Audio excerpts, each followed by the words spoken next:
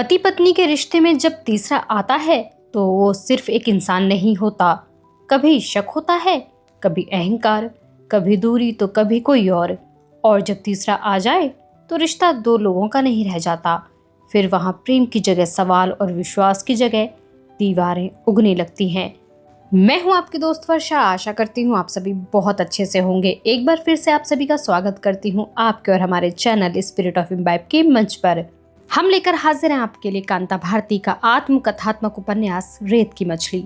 हमारे चैनल को सब्सक्राइब करना, हमारी वीडियोस को लाइक करना, शेयर करना बिल्कुल भी ना भूलें। तो चलिए चलते हैं बिना किसी देरी के इस पुस्तक के 5वें भाग की ओर।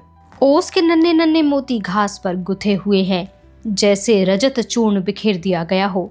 कितना अच्छा लगता है नंगे पांव इन मोतियों पर चलना, लेकिन शीतल मोतियों पर पांव पड़ते हैं और फिर सहसा ऐसा लगता है जैसे वह नन्ही नन्ही घास एक अछोर जंगल में बदल गई हो और मैं उसमें खो गई हूँ। एकाकीपन के भय से मैं कांपी जाती हूँ और ऐसा लगता है जैसे वह वन्य पशु मेरे पीछे आ रहा है। शोभन, मैं आतंकित होकर इन्हें आवाज देती हूँ। क्या बात है कुंतल? शोभन ने आतुर होकर पूछा। मेरी चेतना सहसा लौट आई थी। एक क्षण की उस मूर्छा के कारण ठंडा पसीना चेहरे पर उभर आया था। शोभन ने बहुत प्यार से पसीना पोंछा और कहा, पगली, आतंक से तो लड़ा जाता है, ना कि उसे बसाए रहा जाता है। आओ उठो, देखो धूप निकल आई है। कल जो पौधे तुमने फूल बगिया में लगाए थे वे रात भर की ओस से हरे हो आए हैं। स्नेह स्पर्श ने आतंक के बादल काट दिए। न जाने कितनी तरह के पौधे शोभन ने सहेज रखे थे। वह नन्ही सी फूल बगिया रंगों का एक उपवन थी। बेला, चमेली, सौन जूही, पनसुतिया और जाने कितने पौधे। सहसा शोभन चौंके और संकुचित हो उठे। धीरे से बोले, अरे बहुत गड़बड़ हो गया, कोई आ न जाए, मुझे तो ध्यान ही नहीं रहा। एक क्षण के लिए मैं समझ ही न पाई कि बात क्या है, और फिर जैसे ही बात समझ में आई एक लज्जा भरी पुलक मेरे रोम रोम में दौड़ गई। शोभन की सफेद कमीज पर बाईं ओर सीने पर सिंदूर का एक दाग था। रक्ताब होकर शोभन मुस्कुराए और बोले, रहने भी दो, मैं नहीं बदलता कमीज, कोई देख भी लेगा तो क्या होगा। मेरे रोम रोम में पुलक भर गई थी और चेहरे पर जैसे गुलाल पुत गया था। एक नन्ही गोरैया चमेली की लतर से एक पतली शाखा को तोड़ने का प्रयास कर रही थी। शोभन ने चाहा कि उसे उड़ा दे, लेकिन मैंने उन्हें रोक दिया। उसे ले जाने दो शोभन, वह भी तो अपना नन्हा सा घर बनाएगी। छोटे से औजार से शोभन फूल बगिया के पौधे की मिट्टी नरम करने लगे। मैं गुलदस्ते के लिए कुछ फूल और टहनियां चुन लेना चाहती थी, तभी मेरी उंगली में कुछ चुभ गया। सुगंधित फूलों के बीच वहां एक गंदी झाड़ी सी उगाई थी। उस झाड़ी में फूलों की बजाय कांटे ज्यादा थे। शोभन, तुमने लगाया है यह पौधा? कितने जोर से कांटे चुभ गए हैं इसके, देखो आकर इधर। मैंने उन्हें पुकारा। वे उत्सुक होकर उधर आए और उस झाड़ी को देखकर बोले, नहीं, ये तो अपने आप उगाई है, तो इसे उखाड़ फेंको शोभन, देखो इसका कांटा कितनी जोर से मेरी उंगली में चुभ गया है। शोभन ने मेरी उंगली अपनी उंगलियों में ले ली। उंगली के सिरे पर रक्त की हल्की सी बूंद चमक रही थी। शोभन ने उंगली को चूम लिया। इस जंगली लतर को उखाड़ कर फेंक दो शोभन, उसने उगते ही हाथ बींध कर रख दिया है। शोभन ने मिट्टी नरम करने वाला औजार उस जंगली पौधे की ओर बढ़ाया, फिर सहसा रुक गए। मैंने पूछा, क्यों, तुम रुक क्यों गए शोभन? कुछ नहीं कुंतल, यह पौधा अवांछित तो है, पर मैं सोचता हूँ। क्या सोचते हो शोभन, पहले से उखाड़ दो। शोभन ने उस पौधे को निर्ममता से उखाड़ कर दूर फेंक दिया। मैंने उन्हें टोक कर पूछा, तुम उसे उखाड़ने में संकोच क्यों कर रहे थे? बात यह है कुंतल, एक क्षण के लिए मैंने सोचा वह भी प्रकृति की एक देन है। घर के अंदर अपरिचित गोरैया आ बैठती है तो हम उसे मार तो नहीं देते। मानवीय तर्क से मैं निरुत्तर हो गई, किंतु भावनाएं कह रही थीं कि यह सब कुछ अप्रिय था, बल्कि मुझे लग रहा था कि उस जंगली पौधे का वहां उगना और उसके कांटे चुभ जाना एक मनहूस घटना थी। शोभन ने कई लतरें बारजे से डोरी लटकाकर बांध दी। लतरें उन डोरियों के सहारे बारजे तक चढ़ जाएंगी और उनके लाल सफेद फूल नीले कमरे में झांक झांक कर सुगंध की मुट्ठियां बांध बांध कर फेंकेंगे। पूरे 2 घंटे उस फूल बगिया में बीते। पौधों के पीले पत्ते साफ करके मिट्टी मुलायम की गई और हम दोनों ने मिलकर पौधों को सींचा। शोभन को अब तैयार होना था विश्वविद्यालय जाने के लिए उत्साह के साथ चुनकर उनके कपड़े निकाले, सावधानी से उनके बटन वगैरह देखे और उनके नहाने का गर्म पानी रख दिया। मेरे हाथ से तौलिया लेकर वे बाथरूम की ओर मुड़े, फिर रुक गए। शरारत भरे स्वर में बोले, कुंतल जरा इधर आना। जैसे ही मैं उनके निकट गई, उन्होंने तौलिए का फंदा मेरे ऊपर डालकर अपनी ओर खींच लिया। मैंने सहम कर कहा, छोड़िए ना, कोई देख लेगा। सहसा द्वार पर आवाज आई, शोभनदा शोभनदा। शोभन ने चौंक कर तौलिया अलग कर लिया और 2 कदम पीछे हट गए। वह मीनल थी। अंदर आते आते सहसा लजाकर बाहर चली गई। शोभन ने अचकचाकर उसे पुकारा। मीनल अंदर आई। उसके हाथ में कुछ किताबें थीं। उसने हिचकते हुए कहा, नहीं भैया, मैं यूं ही आ गई थी, कोई काम नहीं था। वाह, यह भी कोई बात होती है। तुम अपनी भाभी से बात करो, मैं नहा लेता हूँ। लेकिन मैंने सोचा कि आप चले ना गए हों। अभी से कैसे चला जाता, आज तो क्लास देर से होती है। खैर तू बैठ, फिर साथ साथ चलेंगे। शोभन बाथरूम गए ही थे कि माँ जी आ गईं। मैंने लजाकर आंचल सिर पर खींच लिया। माँ ने ध्यान से मेरे माथे की ओर देखा और मुस्कुराई। उनकी आंखों में स्नेह का सागर उमड़ आया। वे बोली, बहू तू कपड़े तो बदल ले। मीनल भी क्या सोचेगी कि माँ अपनी बहू का ध्यान नहीं रखती। मैं कपड़े बदलने ऊपर चली आई। तन मन में मान भरा हुआ था। पशु का आतंक धुल चुका था और सुख संतोष का सरोवर भर गया था। कामिनी के फूलों की सुगंध नीले कमरे में अभी भरी हुई थी। पलंग के पास की नन्ही मेज पर मखमली जिल्द वाली किताब आधी खुली हुई उल्टी रखी थी। पलंग के पास आई तो एक क्षण के लिए कामिनी की गंध में खो गई। पलंग पर बिछी हुई आसमानी चादर मन के आलोड़न की तरह लहरों से भरी हुई थी। सहज प्रतिक्रियावश हाथ आगे बढ़े कि उन लहरों को समतल कर दिया जाए, पर रुक गए। चादर पर कामिनी के फूल जहां तहां बिखरे थे। उनकी उज्ज्वलता धुंधली पड़ गई थी और पंखुड़ियों की कोरों पर पीला कत्थई रंग चढ़ गया था। फूल बटोर कर अंजुलि से भर लिए। अंतस में रेशमी गुदगुदी सी भर गई। फूल एक लघु कथा के ऐसे अक्षर थे जिनका उपयोग हो चुका था। उन्हें कामनाओं के जिस आवेग ने मसला था, उसकी कथा उन फूलों ने अभी उनकी गंध की तरह शेष थी। फूल फेंके नहीं गए। उन्हें सावधानी से नन्ही सी मेज पर रख दिया, जहां वह मखमल से मड़ी किताब आधी खुली हुई पड़ी थी। माथे पर उसने होठों की गुलाबी आग का स्पर्श किया। वह गुलाबी स्पर्श नसों को गुदगुदा गया। मैं क्षण भर को अपने आप को भूल गई। मेरे रेशमी परिधान को गुदगुदाते हुए स्पर्श, वक्ष में समाती हुई अलभ्य गरमाई और उसका जादू मुझ पर छा गया। अंग अंग में सुबह की शबनम भरने लगी। उनके माथे पर उतारे बालों में उलझी हुई उंगलियां। खुले पृष्ठ के ये शब्द मैंने अपने आंचल में समेट लिए। सहसा मुझे याद आया कि मुझे कपड़े बदलने हैं। भावुकता के लोक से यथार्थ की ओर लौटकर मैंने जल्दी जल्दी अपने कपड़ों को उलट पलट कर देखा। नीले रंग की ही एक साड़ी निकालकर पहने हुए कपड़े बदलने लगी। साड़ी उतारकर पलंग पर किसी वृक्ष से छूटी हुई लता की तरह रखने के बाद मैंने सहम कर लज्जावश आसपास देखा। वहां कोई नहीं था। बालकनी के दरवाजे के बाहर फैली हुई जूही की लता का एक नन्हा अंकुर जैसे शरारत से अंदर की ओर झांक रहा था। मेरे ठीक सामने उड़सी हुई चादर वाले पलंग के उस पार नन्ही सी ड्रेसिंग टेबल का दर्पण मुझे घूर रहा था। संकोच की एक लहर मेरी शिराओं में दौड़ गई। अंदर की ओर से दरवाजे पर लगा हुआ पर्दा चुपचाप स्थिर प्रहरी जैसा निसंग लग रहा था। दूसरी साड़ी की तह मैंने सावधानी से खोली और उसका आंचल कंधे पर ले लिया। एक बार मन में आया कि दर्पण के सामने से हट जाऊं। दर्पण पराया न होकर भी जैसे मेरे एकांत का साक्षी था। कंधे पर पड़े आंचल के नीचे जो कुछ अनावृत हुआ, उसकी स्निग्ध धवलता में नन्हे नन्हे 2 नीले स्मृति चिन्ह किसी शरारत की तरह मुझे गुदगुदा गए। बाएं कंधे के नीचे बने हुए 2 नील चिन्ह तो पल के लिए मैं आसक्त आंखों देखती रह गई। तभी मैं चौंक कर लगभग चीख पड़ी। साड़ी का वह झीना आरक्षण कंधे पर से खींचता हुआ दूर चला गया। 2 बाहों ने मुझे घेर लिया।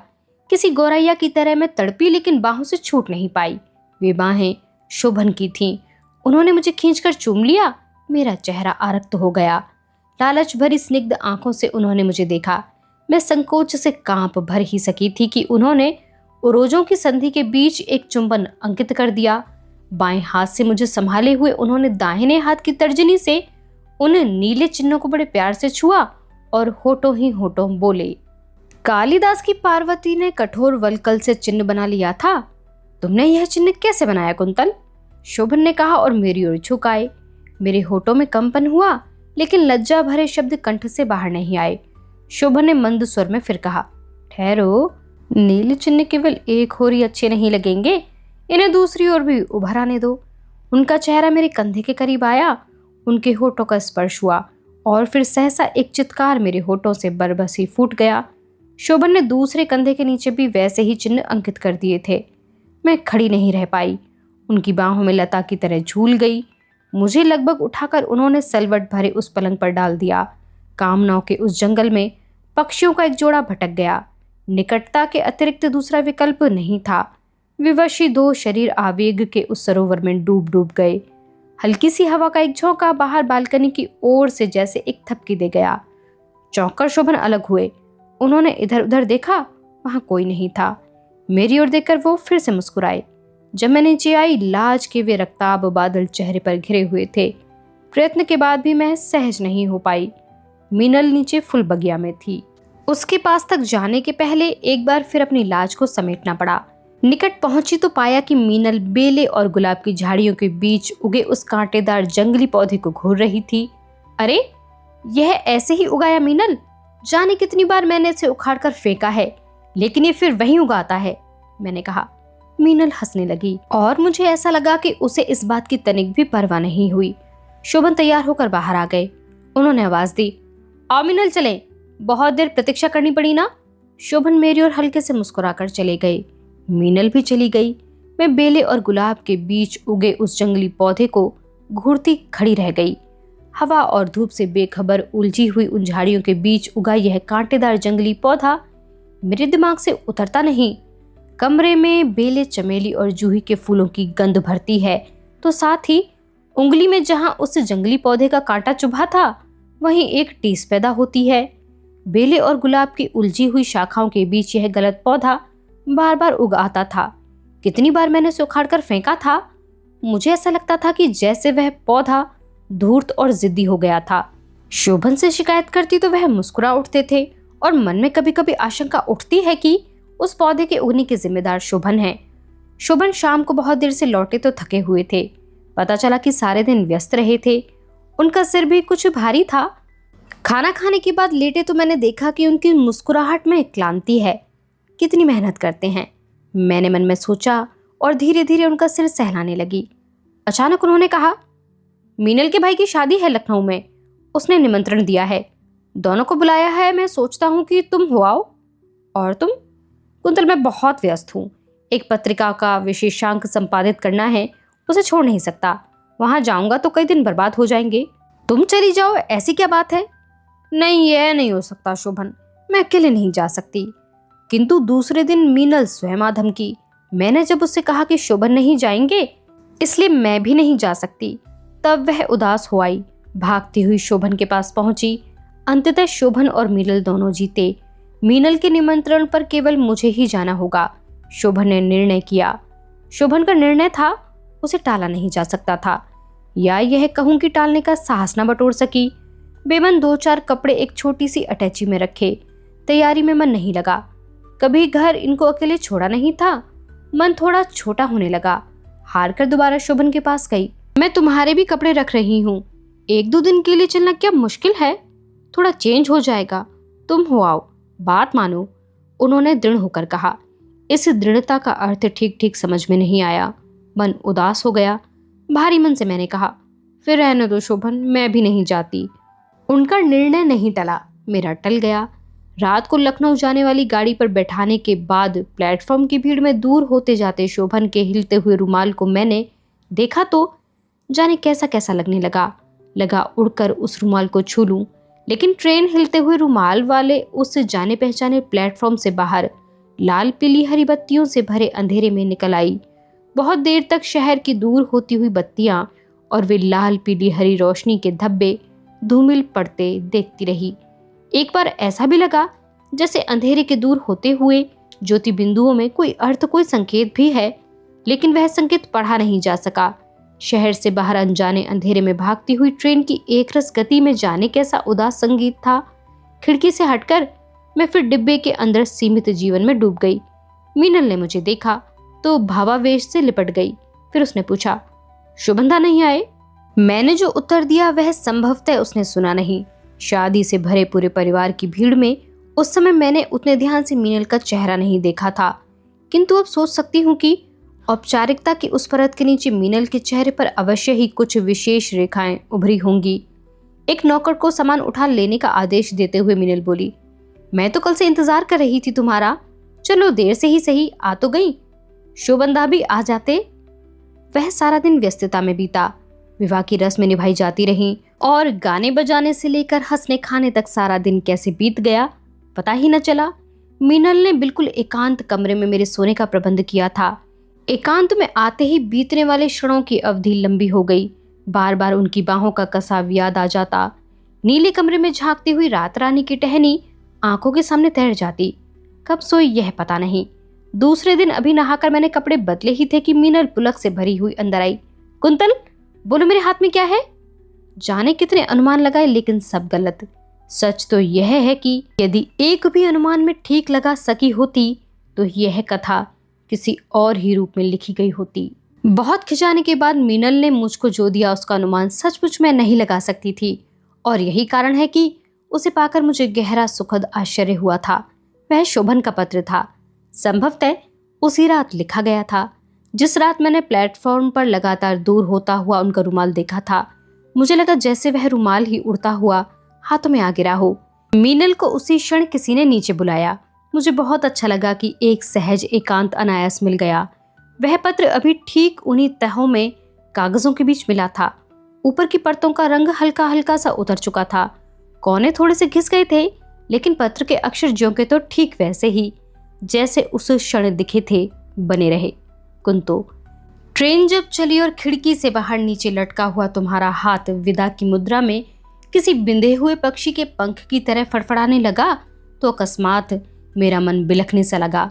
मैं जानता हूं कि इस बार मैं जरा सा तुम्हें मना करता तो तुम लखनऊ जाना रोक सकती थी, लेकिन मैं जानता था कि इधर मैं जिस मन स्थिति में था उसमें मैं तुम्हें बार बार दुखी करता, और मीनल, केवल मीनल इस समय तुम्हें संभालने में समर्थ है।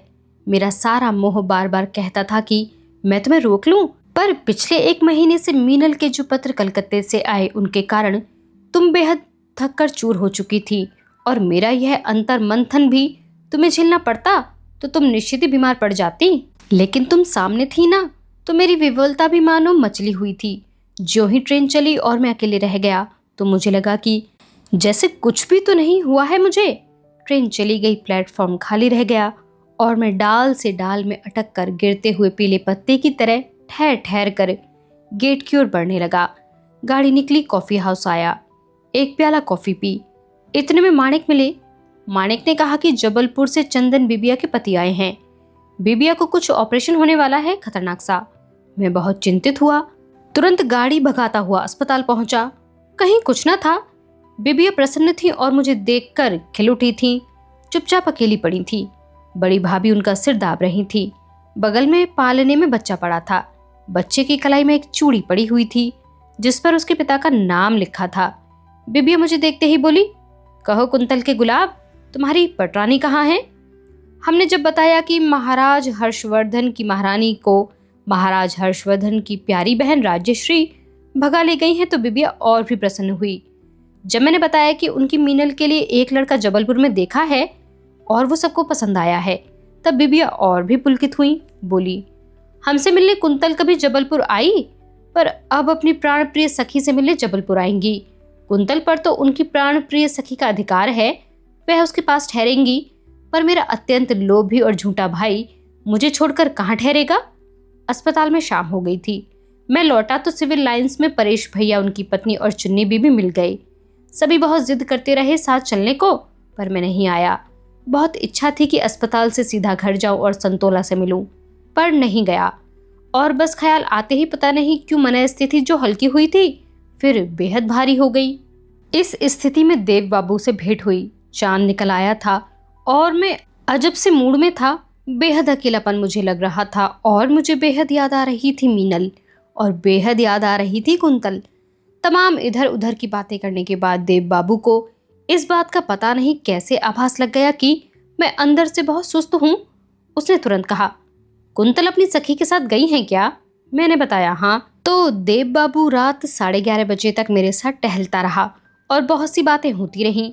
अपने सुस्त और उदास होने के कितने झूठ मूठ के कारण मैंने उसे बताए होंगे। लौट कर आया तो इतना थक चुका था कि कह नहीं सकता।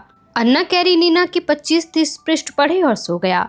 रात को बेहद ठंड थी पर गहरी नींद आई। सुबह 5 बजे ही नींद खुल गई। उठा, हाथ मुंह धोया, सोचा डायरी लिखूं पर नहीं लिखी। 7 बजते बजते मोटर स्टार्ट की ओर चल दिया।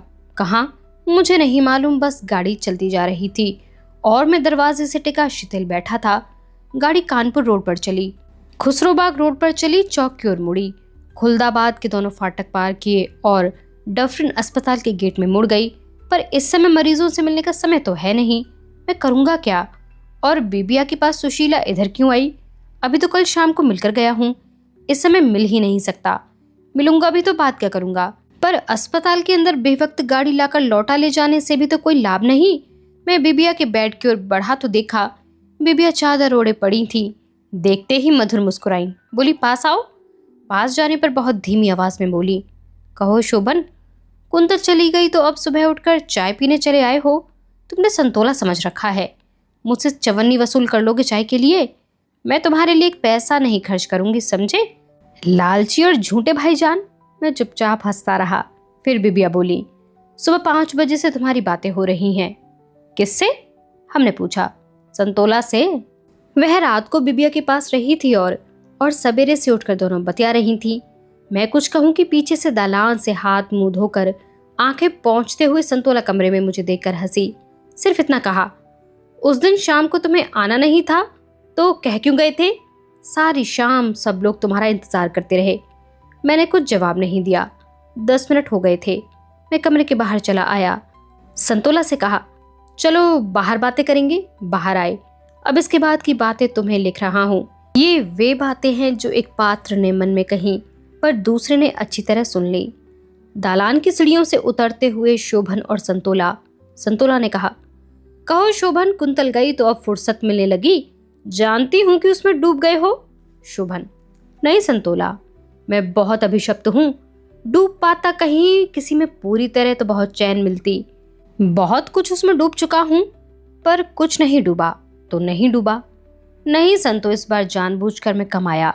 संतोला, अच्छा किया, ज्यादा आकर भी क्या होता, फुर्सत भी तो नहीं मिलती बात करने की। और अब बात भी क्या करनी है कुछ? शोभन, हाँ एक बात और करनी है, सुनो संतोला। बहुत कुछ जो मुझ में मर चुका था उसे लगता है फिर से जिलाने के लिए यम के सामने एक यमी आ खड़ी हुई है। मैं मरना नहीं चाहता संतोला, फिर से जीना चाहता हूँ, लेकिन फिर से जिलाकर कोई मरने को छोड़ दे यह भी मैं नहीं चाहता। नहीं, मैं मरना नहीं चाहता, नहीं चाहता।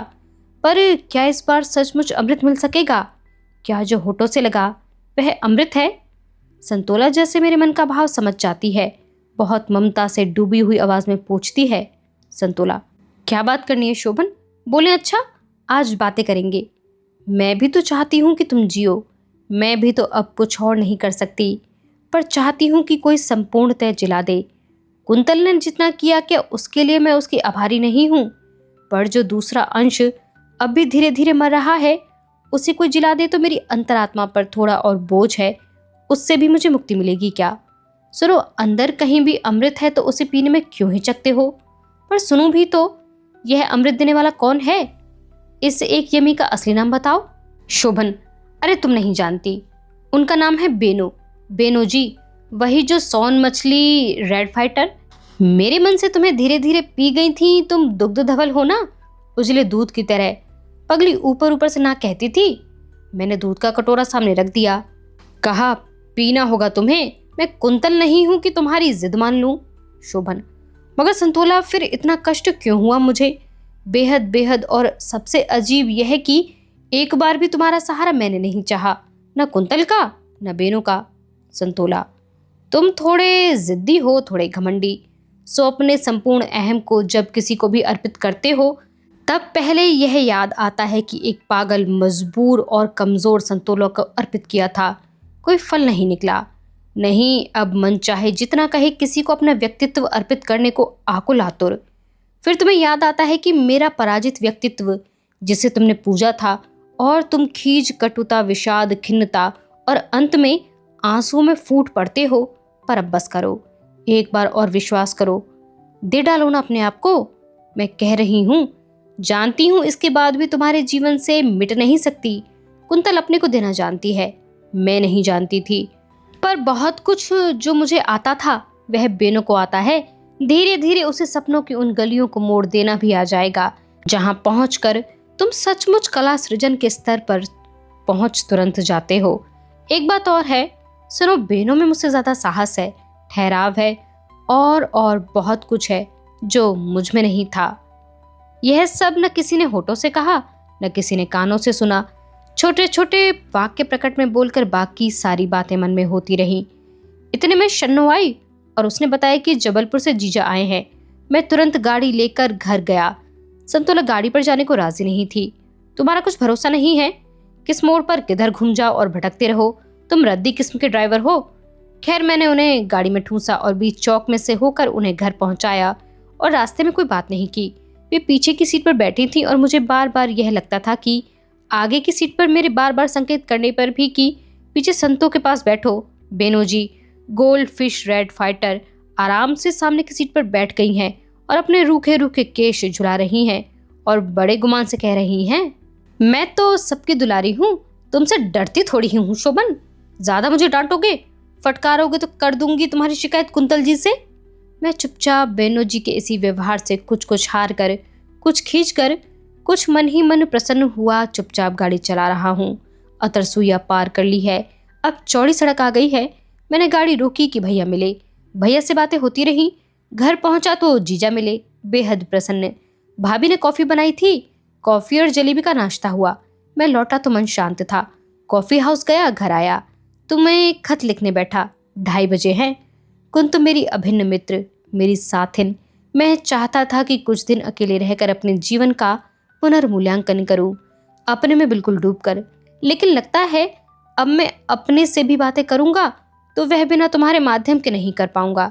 तुमसे बातें करता हूं तब भी अपने को समझ पाता हूं।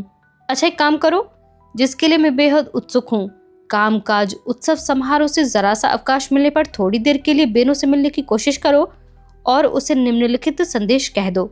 सुनो बेनो, मेरे मन की दुविधा अब समाप्त है। अब मैं फिर पहले जैसा हूँ, गंभीर अथाह समुद्र की भांति, और उस अथाह समुद्र में एक गोल्ड फिश रेड फाइटर कल्लोल कर रही है और समुद्र अपनी विशाल लहरों जैसे बाहों में समेटे हुए सारी विपत्तियों से उसे अभयदान दे रहा है। एक अजीब तूफान ने जो समुद्र को झकझोरने की कोशिश की, उससे समुद्र हारा नहीं, अंत में विजयी साबित हुआ।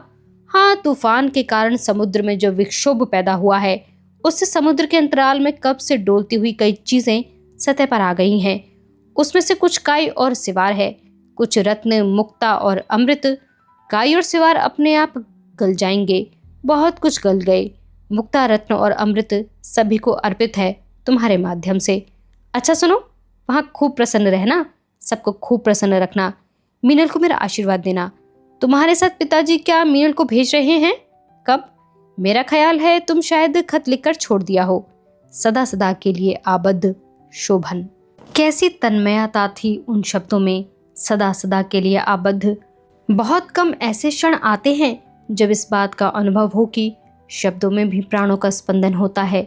पत्र पढ़ते पढ़ते ऐसा अनुभव हुआ जैसे शब्द नन्हे नन्हे पक्षी हों जो कलरव करते हुए मेरे आसपास सिमट आए हों।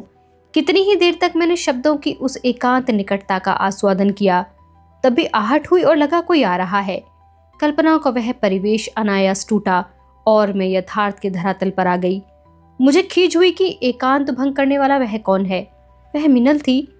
मीनल को देखकर मैं फिर से सहज हो गई। मीनल ने सहज कौतूहलवश आते ही पूछा, शोभनदा का खत था ना? बहुत कॉन्फिडेंशियल ना हो तो एक आध पंक्ति मुझे भी पढ़ा दो। उस समय तूने मुझे छेड़ा था, अब मैं तुझे छेड़ूंगी। तेरे बारे में तो विशेष रूप से कुछ लिखा है, लेकिन देखने नहीं दूंगी। मीनल आरक्त होकर उदास हो गई। निश्चय ही मैं उसकी संवेदना को छेड़ना नहीं चाहती थी। तुरंत ही मैंने उसे बाहों में खींच लिया और आग्रह से पत्र उसके हाथों में दे दिया। मैंने ध्यान से देखा कि पत्र पढ़ने के बाद वह उदासी की दुनिया से लौटी नहीं, बल्कि जाने किन गहराइयों में डूब गई थी। उदासी की गहराइयों में डूब डूब जाने वाले मीनल के वे क्षण उस समय मैं पहचान नहीं पाई थी। आज वह सब समझ में आता है।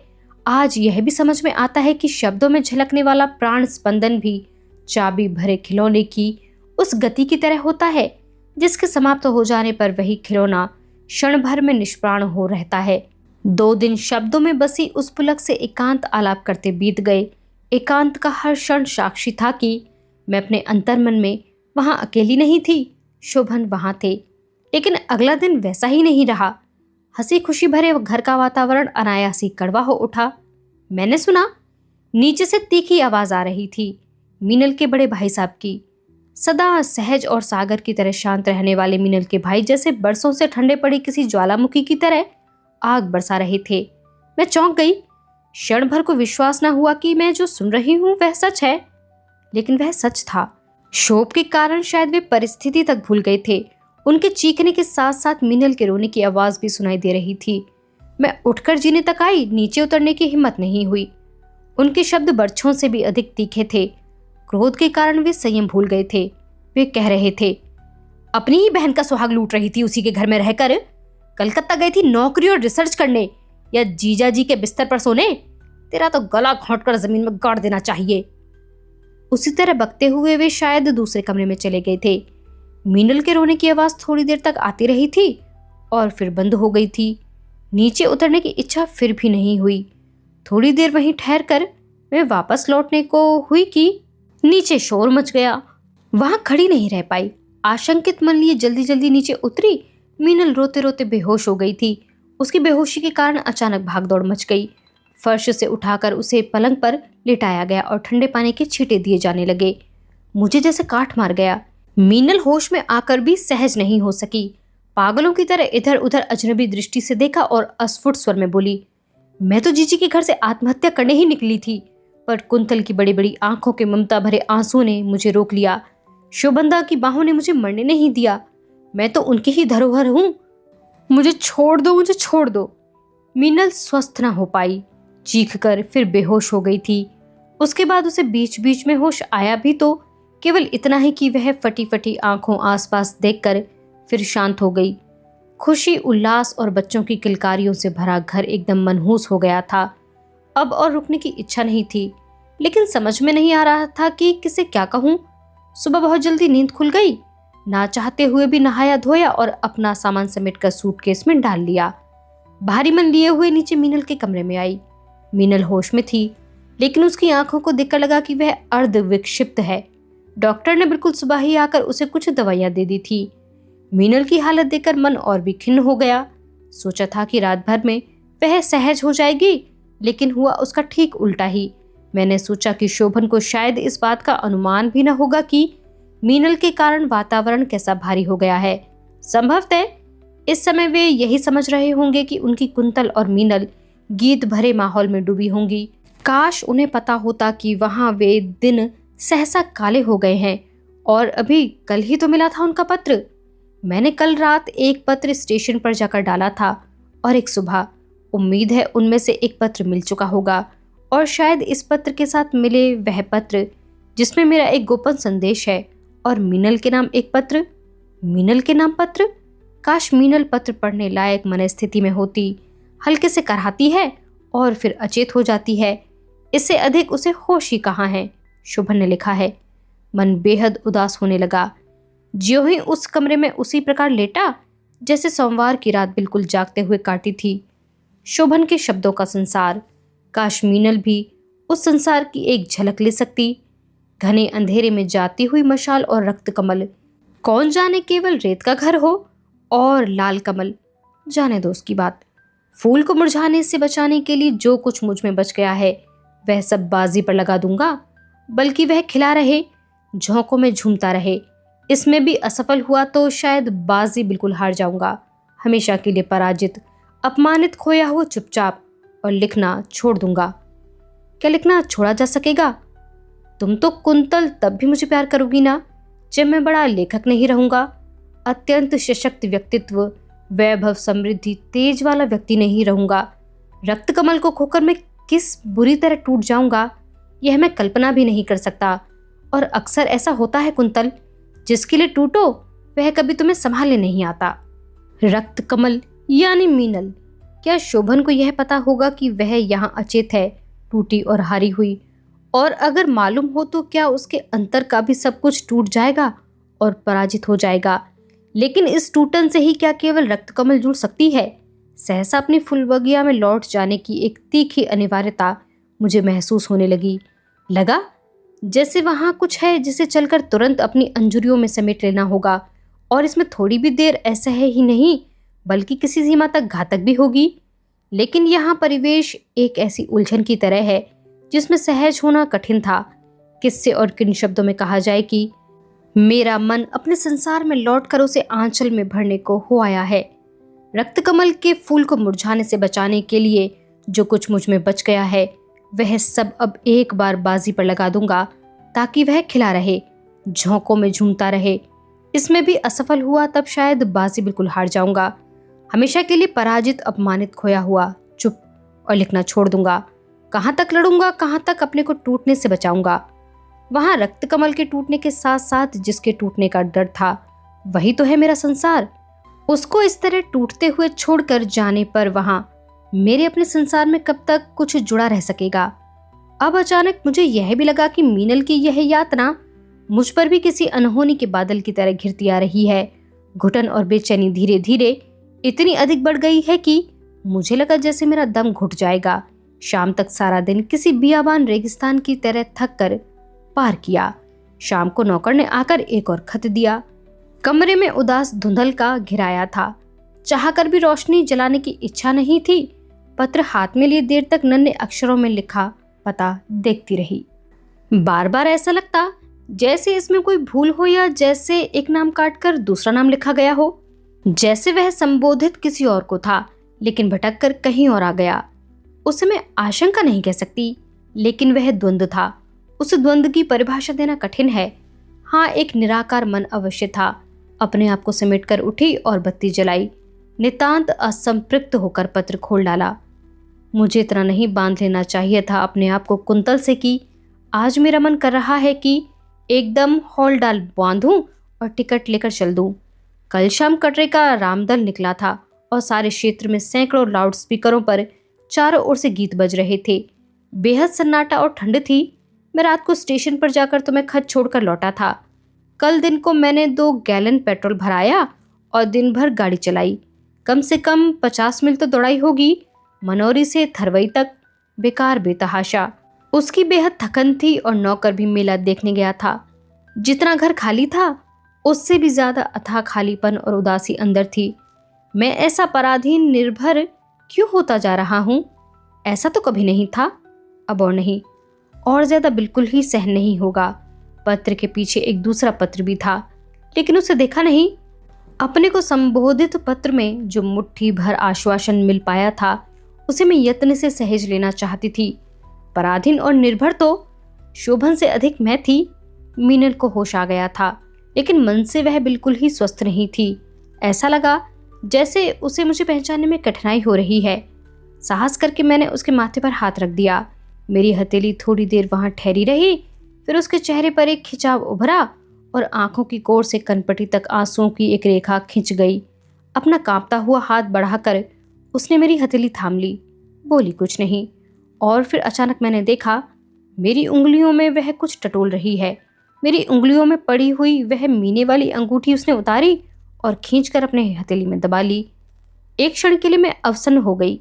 मुझे लगा जैसे नीले कमरे के छज्जे से मुझे किसी ने अपनी फुलबगिया में धकेल दिया है, और फुलबगिया में मेरे चारों ओर फूलों की बजाय जंगली कांटेदार झाड़ियां हैं, और उन झाड़ियों में से न जाने कितने अमानवीय चेहरे लगातार मुझ पर हंस रहे हैं।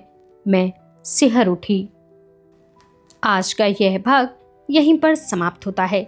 हमारे साथ इस सफर में बने रहने के लिए आप सभी का बहुत शुक्रिया। हमारे चैनल को सब्सक्राइब करना, हमारे वीडियोस को लाइक करना, शेयर करना बिल्कुल भी ना भूलें।